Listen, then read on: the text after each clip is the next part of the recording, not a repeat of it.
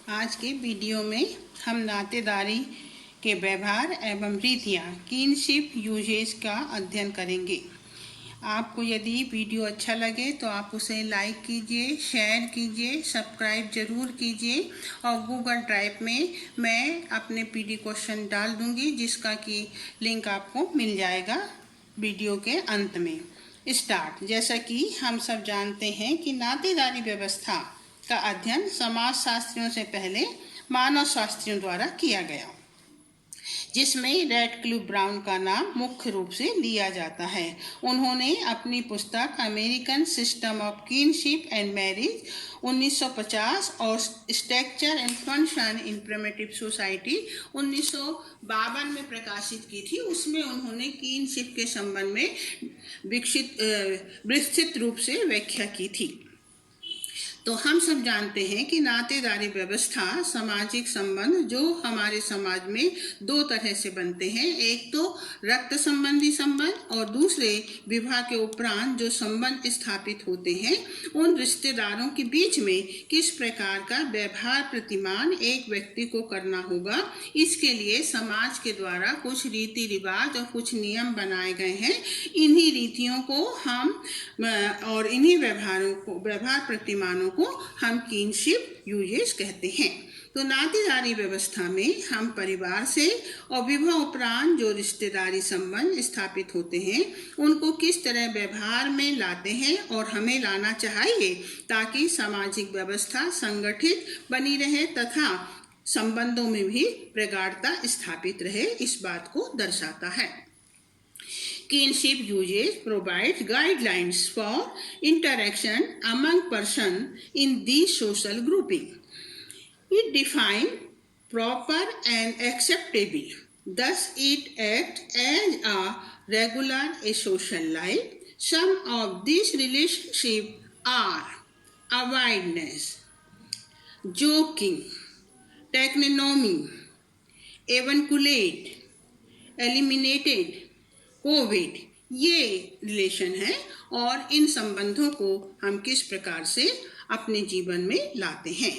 हम सब जानते हैं कि हमारे जो विभिन्न प्रकार के संबंध होते हैं उनमें हमें किस प्रकार का व्यवहार करना है। उदाहरण स्वरूप किसी के साथ हमारे संबंध श्रद्धापूर्ण होते हैं, किसी के साथ प्रेम व मधुर होते हैं, किसी के साथ हंसी मजाक पूर्ण होते हैं। उदाहरण स्वरूप माता पिता के साथ श्रद्धा एवं आदर के संबंध होते हैं, दादा दादी के साथ सम्मान पूर्ण बात, आदर पूर्ण बात, पर साथ ही कुछ फनी जोकिंग भी हम करते हैं जिसे हम हिंदी में लड़ियाना कहते हैं।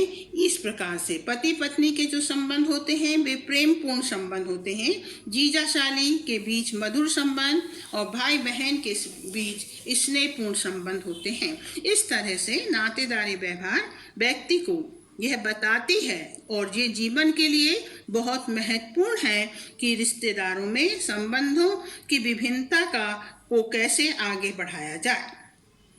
इन संबंधों में जैसा कि हमने अभी देखा कि ये संबंध भिन्न भिन्न प्रकार के हैं जिनको हम अब पूर्ण रूप से समझने की कोशिश करेंगे। पहला जो है परिहास, अवॉइडनेस। परिहास का अर्थ होता है कि कुछ ऐसे रिश्ते हैं जो दो व्यक्तियों के बीच एक निश्चित संबंध तो स्थापित करते हैं, पर इसके साथ यह निर्देश भी देते हैं कि वे एक दूसरे से संबंध स्थापित करते साथ दूर रहें तथा प्रत्यक्ष आमने सामने रहते हुए भी सक्रिय क्रिया में भाग नहीं लें। जैसे कि उदाहरण स्वरूप हम पाते हैं कि भारतीय समाज में बहू ससुर को अपना मुंह नहीं दिखाती है, हमेशा घूंघट लेती है। इसी तरह से दामाद अपनी सास से भी दूरी बनाए रखता है। यूकाधर जनजाति में यह नियम है कि बहू कभी भी अपने ससुर और जेठ को चेहरा ना दिखाती है और ना ही उनका चेहरा देखती है। इसी तरह से दामाद अपने सास ससुर को अपना चेहरा नहीं दिखाता है। तो रैडक्लिफ ब्राउन लिखते हैं कि नातेदारी में कुछ संबंध ऐसे होते हैं यदि इनमें घनिष्ठता हो जाए तब ऐसी स्थिति में परिवार के अन्य सदस्यों के बीच में ईर्ष्या या तनाव की भावना पनप सकती है। स्वस्थ पारिवारिक जीवन के लिए यह अनिवार्य है कि इन संबंधों के साथ कुछ निर्देशों का पालन किया जाए। दूसरा जो है परिहास संबंध, जोकिंग रिलेशनशिप। ये संबंध परिहार संबंध से बिल्कुल विपरीत होते हैं। ब्राउन के अनुसार परिहास संबंध दो व्यक्तियों का वह संबंध है जिसमें एक पक्ष को छूट दी जाती है कि वह दूसरे पक्ष को तंग करे, उससे मजाक करे, उसे छेड़े और यहाँ तक कि यौन संबंधों के संबंध में भी बात करे, परंतु दूसरे पक्ष को उसका बुरा नहीं मानना चाहिए। इस तरह व्यक्ति एक दूसरे के अधिक निकट आता है। उदाहरण स्वरूप जीजा साली, देवर भाभी, ननंद भाभी के जो संबंध होते हैं वो इसके अंतर्गत आते हैं।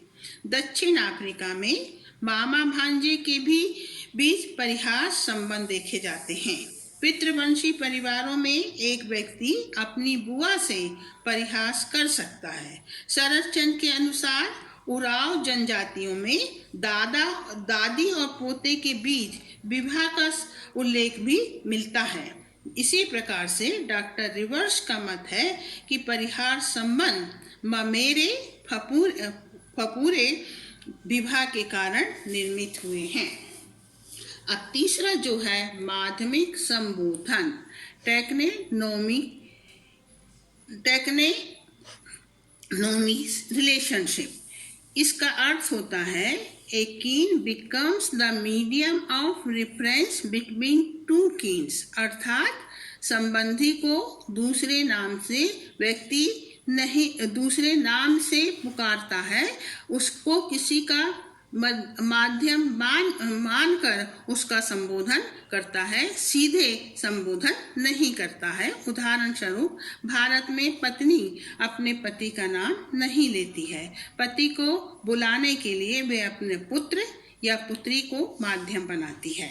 टाइलर ने इस शब्द को प्रथम बार अपने मानव शास्त्री बुक में स्थान दिया है। उनका मानना है कि दक्षिण अमेरिका, भारत, लंका, ऑस्ट्रेलिया में ऐसा देखा जाता है कि पत्नी अपने पति का नाम किसी के माध्यम से लेती है। टाइलर का मत है कि इस प्रथा का चलन मात्र सत्तात्मक परिवारों के कारण हुआ है, क्योंकि उन परिवारों में स्त्रियों की स्थिति सर्वोच्च होती है।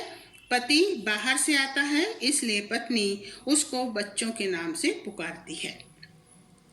चौथी जो रिलेशन है वो है मातुले। इस प्रथा का आरंभ मात्र सत्तात्मक परिवारों में अधिक देखा जाता है। यहाँ मामा भांजे भांजियों के जीवन में पिता से अधिक महत्वपूर्ण स्थान रखता है। संपत्ति मामा से भांजे को हस्तांतरित होती है। भांजे भांजी पिता से अधिक मामा को अपने जीवन में महत्व देते हैं। उदाहरण स्वरूप इस प्रकार के उदाहरण कैलिफोर्निया की सारी जनजाति में पाए जाते हैं। हैदा होपी जनजाति में भी लड़का जब 10-12 साल का हो जाता है तो वो अपने मामा के घर चला जाता है और वहीं पर रहता है। मामा का धर्म, उसका जादू, संपत्ति का वो अधिकारी होता है। 5वां पितृ शब्द श्रेष्ठ। जिस प्रकार मात्र सत्तात्मक परिवारों में मामा का महत्व होता है, उसी प्रकार पितृ सत्तात्मक परिवार में बुआ का होता है। डॉक्टर रिवर्स के अनुसार विक्स द्वीप में इस प्रकार की प्रथा का चलन पाया जाता है। भारत के टोंडा जनजाति में भी बच्चे का नामकरण एवं उसका दाह संस्कार तक बुआ के द्वारा किया जाता है। 6वां रिलेशन सह प्रसविता। इस प्रथा का संबंध प्रवश काल से लिया जाता है। इस प्रथा के अनुसार जब पत्नी की संतान उत्पन्न होने वाली होती है तब पुरुष को भी सभी निषेधों का पालन करना पड़ता है, जिसका पालन पत्नी करती है। उदाहरण स्वरूप पति को वह सब कष्ट झेलने पड़ते हैं जो पत्नी झेलती है। उसे भी उसी प्रकार का भोजन करना पड़ता है और पत्नी के साथ एक कमरे में रहना पड़ता है। उसे भी प्रवश के समान अछूत माना जाता है। इस प्रकार टाइलर का मत है कि इस प्रकार की प्रथा पति पत्नी के संबंधों को अधिक दृढ़ और प्रेम पूर्ण बनाने में की ओर आगे बढ़ाती है।